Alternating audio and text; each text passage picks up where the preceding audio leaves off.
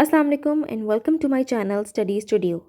आज जो टॉपिक मैं आप लोग को एक्सप्लेन करूंगी वो है मेम्ब्रेन ट्रांसपोर्ट सिस्टम्स, जिसमें से आज मैं आपसे एटीपी एडीपी ट्रांसपोर्ट सिस्टम और ग्लिसरॉल 3 फॉस्फेट शटल जो है वो डिस्कस करूंगी।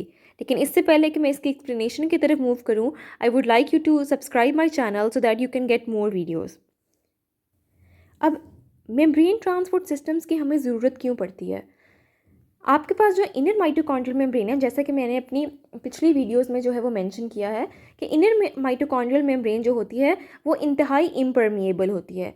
वो हर किस्म के हाइड्रोफिलिक और जितने भी चार्ज मॉलिक्यूल्स हैं उनको जाने से रोकती है। ठीक है, तो इस वजह से इनर माइटोकॉन्ड्रियल मेम्ब्रेन पे हमारे पास फिर डिफरेंट ट्रांसपोर्ट प्रोटीन्स होते हैं, जो कि ये हमारी जो बेसिकली एक्सचेंज है साइटोसोल से माइटोकॉन्ड्रियल मैट्रिक्स के दरमियान या वो हमारे पास जो है वो पॉसिबल करवाती हैं डिफरेंट ट्रांसपोर्ट प्रोटीन्स। ठीक है, सबसे पहले मैं एटीपी एडीपी ट्रांसपोर्टर सिस्टम की बात करूँगी। अगर आपने मेरी पिछली वीडियो देखी हो जिसमें मैंने ऑक्सीडेटिव फॉस्फोराइलेशन जो है वो एक्सप्लेन किया है, तो वहाँ भी मैंने इस चीज़ के बारे में मेंशन किया था कि आपके पास जो है जो कॉम्प्लेक्स 5 है जो इंटरमेम्ब्रेनस स्पेस के ऊपर प्रेजेंट होता है, वो तो रिस्पॉन्सिबल होता है हाइड्रोजन आइंस को इंटरमेम्ब्रेनस स्पेस से माइटोकॉन्ड्रियल मैट्रिक्स में लेके जाने के लिए। लेकिन जो वहाँ पर हाइड्रोजन आइंस की मदद से जो एटीपी की प्रोडक्शन होती है वो आपके पास जो है दोबारा साइटोसोल में या इंटरमेम्ब्रेनस स्पेस में थ्रू अ ट्रांसपोर्टर आती है। ठीक है, तो बेसिकली इसमें हम लोग जो है एटीपी एडीपी ट्रांसपोर्टर इसी की बात की गई है स्पेसिफिकली, जिसमें आपके पास जो एंटीपोर्टर का मतलब होता है ऐसा जो है वो ट्रांसपोर्टर जिसमें एक वक्त में जो है एक कोई भी चीज़ बाहर और अंदर जा सके। एक चीज़ अगर बाहर आ रही है तो दूसरी चीज़ जो है वो अंदर जाएगी। तो बेसिकली यहाँ पर भी इस ट्रांसपोर्टर सिस्टम का भी यही जो है वो काम है कि जो एटीपी की प्रोडक्शन होती है जो है माइटोकॉन्ड्रियल मैट्रिक्स में, उसको वो जो है वो लेकर आती है कहाँ पर, इंटरमेम्ब्रेनस स्पेस में। और यहाँ पर जो एटीपी की जो है हाइड्रोलिसिस होती है into ADP and inorganic phosphate, तो वो जो एडीपी है उसको जो है एट द सेम टाइम वो वापस माइटोकॉन्ड्रियल मैट्रिक्स में लेके जा रही होती है ताकि वो दोबारा जो है complex 5 which is also known as ATP synthase, उसके साथ जो है वो है इनऑर्गेनिक फॉस्फेट के साथ मिलकर in the presence of complex 5 वो दोबारा कन्वर्जन करवा सके इनटू एटीपी। ठीक है, तो बेसिकली यहाँ पर हमारे पास जो है मेन जो चीज़ आपको बताने वाली थी ये वाला ट्रांसपोर्टर है। अब आपके पास एट द सेम टाइम यहाँ पर एक सिम पोर्टर भी होता है। एंटी पोर्टर तो होता है कि एक ही वक्त में ऐसा ट्रांसपोर्टर जो कि चीज़ को बाहर भी लेके जाए, एक चीज़ को और दूसरी चीज़ को अंदर लेके जाए। सिम पोर्ट में क्या होता है कि सेम डायरेक्शन में जो है वो ऐसा ट्रांसपोर्टर जो सेम डायरेक्शन में दो चीज़ों को लेके जाए, या जो है वो बाहर से अंदर लेके जाएगा या अंदर से बाहर, लेकिन दोनों चीज़ों ने एक ही डायरेक्शन में जाना होगा। तो यहाँ पर आपके पास सेकेंडली फिर एक और सिम्पोर्टर भी होता है जो कि रिस्पॉन्सिबल होता है कि इनऑर्गेनिक फॉस्फेट और जो हाइड्रोजन आइंस हैं उनको जो है वो आपके पास इंटरमेम्ब्रेनस स्पेस से माइटोकॉन्ड्रियल मैट्रिक्स में लेके जाए, लेकिन उधर इस डायग्राम में उसको मेंशन नहीं किया गया। ठीक है, अब मैं आप लोग को एक्सप्लेन करूँगी ग्लिसरॉल 3 फॉस्फेट शटल। लेकिन हमें ग्लिसरॉल 3 फॉस्फेट शटल की ज़रूरत क्यों महसूस हुई? क्योंकि जो साइटोसोलिक NADH और H पॉजिटिव हमारे पास प्रोड्यूस होता है, वो आपके पास जो है उसके पास एबिलिटी नहीं होती कि वो इनर माइटोकॉन्ड्रियल मेम्ब्रेन को क्रॉस कर सके।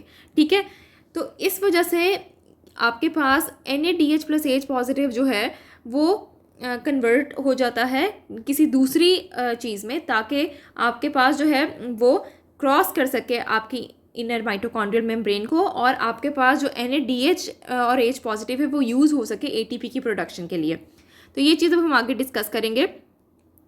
तो इसका बेसिकली प्रोसीजर क्या होता है कि आपके पास डाईहाइड्रोक्सी एसीटोन फॉस्फेट, आपको जो है अपकमिंग जो है वीडियोस में मैं ग्लाइकोलिसिस भी जो है वो एक्सप्लेन करूँगी, तो वहाँ आपको पता चलेगा कि साइटोसोल में आपके पास ग्लाइकोलिसिस का प्रोसीजर होता है और वहाँ पे डाईहाइड्रोक्सी एसीटोन फॉस्फेट जो है वो एज जो है वो साइकिल में यूज़ होता है उसकी आपके पास सीरीज ऑफ रिएक्शंस में। ठीक है, तो बेसिकली क्या होता है कि ये NADH प्लस H पॉजिटिव कैसे अपने आप को कन्वर्ट करता है किसी दूसरे जो है प्रोडक्ट में, ताकि वो यूज़ हो सके ATP की प्रोडक्शन के लिए, वो आपके पास जो है वो इनर माइटोकॉन्ड्रियल मेम्ब्रेन को क्रॉस कर सके। आपके पास जो डाईहाइड्रोक्सी एसीटोन फॉस्फेट है वो क्या करता है कि वो NADH प्लस H पॉजिटिव से जो है वो 2 हाइड्रोजन आइंस एक्सेप्ट करता है और खुद कन्वर्ट हो जाता है इनटू ग्लिसरॉल 3 फॉस्फेट। ठीक है, अब ये जो ग्लिसरॉल 3 फॉस्फेट जो प्रोडक्ट बनी है ना, it has the ability to cross the inner mitochondrial membrane, और ये जो है मेम्ब्रेन को क्रॉस करके जो है वो यहाँ आ जाता है, जो कि अब ये जो आपके पास साइटोसोल में पूरा प्रोसीजर हुआ है, ये in the presence of enzyme cytosolic glycerol phosphate dehydrogenase enzyme की प्रेजेंस में हुआ है। मैंने पहले भी मेंशन किया कि डिहाइड्रोजिनेज आपको लफ्ज़ बता रहा है कि इसका क्या काम होगा इस एंजाइम का, कि इसने हाइड्रोजन आइंस की रिमूवल करवानी है। हाइड्रोजन आइंस की रिमूवल क्या हुई कि 2 हाइड्रोजन आइंस जो है वो NAD से निकल कर वो यहाँ पर आके DHAP के पास, और NAD पॉजिटिव जो है वो खाली साइटोसोल में रिलीज़ हो गया। जो ये प्रोडक्ट बनी है ग्लिसरॉल 3 फॉस्फेट, ये आपके पास जो है एंटर हो जाती है इनर माइटोकॉन्ड्रियल मेम्ब्रेन में। अब ये यहाँ पर आकर जो है इनर माइटोकॉन्ड्रियल मेम्ब्रेन में आकर ग्लिसरॉल 3 फॉस्फेट जो है वो आपके पास क्या करता है कि 2 हाइड्रोजन आइंस जो है वो दोबारा रिलीज़ करता है, और यहाँ पर आपके पास कोएंजाइम FAD होता है। ये 2 हाइड्रोजन आइंस FAD को जो है वो डोनेट कर देता है, और जो कन्वर्ट हो जाता है इनटू FADH2, और आपके पास प्रोडक्ट DHAP दोबारा बन जाती है, which is dihydroxy acetone phosphate. ये DHAP जो है वो दोबारा आपके पास जो है वो री एंटर हो जाता है साइटोसोल में और अवेलेबल हो जाता है ग्लाइकोलाइसिस के लिए, या अगर ये इस शटल में जो है वो यूज़ होने के लिए बेसिकली ये रिसाइकल हो जाता है। और इस प्रोसीजर में जो आपके पास एंजाइम यूज़ होता है ग्लिसरॉल 3 फॉस्फेट से डाईहाइड्रोक्सी एसीटोन फॉस्फेट की प्रोडक्शन में, वो है mitochondrial glycerol 3 phosphate dehydrogenase. Again dehydrogenase है, तो इसने क्या किया, ग्लिसरॉल 3 फॉस्फेट में से 2 हाइड्रोजन आइंस को रिमूव करवा के FAD को डोनेट किए और FAD को कन्वर्ट करवा दिया FADH2 में। अब आपके पास क्योंकि ये माइटोकॉन्ड्रियल में आ गया, तो बेसिकली यहाँ पर ATP की प्रोडक्शन होती है माइटोकॉन्ड्रियल मैट्रिक्स में। अब ये जो एक FADH2 है, it is responsible to give 2 ATPs, ये हमारे पास 2 ATPs देता है। ठीक है, तो इसका मतलब है कि आपके पास ग्लिसरॉल 3 फॉस्फेट शटल से जो साइटोसोलिक NADH है वो रिस्पॉन्सिबल होता है 2 ATPs की प्रोडक्शन में। ठीक है, जो कि आपके पास माइटोकॉन्ड्रियल मैट्रिक्स में फिर होती है। ये आपके पास पूरा जो था ग्लिसरॉल 3 फॉस्फेट शटल है, जिसकी वजह से आपके पास अगर आपसे पूछा जाए तो इसमें आपके पास जो है साइटोसोलिक NADH की मदद से 2 ATPs की प्रोडक्शन होती है, क्योंकि FADH2 कहीं पर भी मेंशन होगा, इसका मतलब है it is responsible to give 2 ATPs।